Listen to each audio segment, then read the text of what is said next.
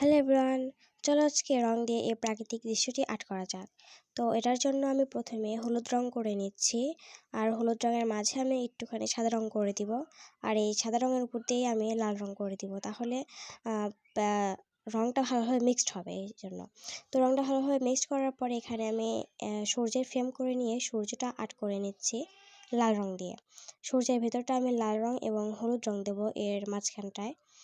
পুরোটাই লাল এবং হলুদ রং দিয়ে মিক্সড করে দেবো, এর মাঝে একটুখানি সাদা রং দিয়ে দেবো। তো আমি তুলার সাহায্যে সূর্যটা আর্ট করে নিচ্ছি হলুদ, লাল এবং সাদা রং দিয়ে। সূর্যটাকে ভালোভাবে বোঝার জন্য আমি পেন্সিল দিয়ে সাইড দিয়ে আর্ট করে নিচ্ছি। প্রথমে আমি দাগ দিয়ে নিয়েছি, তো এখন আমি যে পাহাড়ের ফ্রেমটা করে নিয়েছি, পাহাড়ের ভেতরটা আমি কালো রং করে দিচ্ছি। পাহাড়ের ফ্রেমের ভিতরে কালো রং করে দিতে হবে। তো আমার কাছে টেপ ছিল না, তো আমি সেই জন্য স্কেল দিয়ে নিয়েছি। যাই হোক, আমি পাহাড়টা কালো রং করে নিলাম। পাহাড়টা কালো রং করা হয়ে গেলে এখানে আমি নীল রং এবং সাদা রং একসাথে মিক্সড করে এখানে নদী আর্ট করব। তো নদীর পানিগুলো আমি নীল রং এবং সাদা রঙগুলা দিয়ে দিয়েছি, একসাথে মিক্সড করে দিলে কালারটা ভালো আসবে। তো হয়ে গেলে উপর থেকে আমি কিছুটা টান দিয়ে দিয়েছি। তো ওটা টান না দিলেও হবে। তো যাই হোক, এখানে আমি কালো রং দিয়ে ঘাস আর্ট করে নিচ্ছি, ঘাস বা গাছ যাই বলো।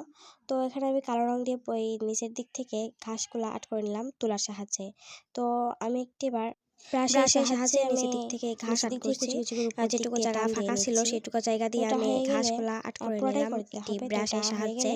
তো এটা হয়ে গেলে এর মাঝে আমি সবুজ রং এবং টিয়া রং কালো রঙের উপর দিয়ে দিব, তাহলে দেখতে সুন্দর লাগবে।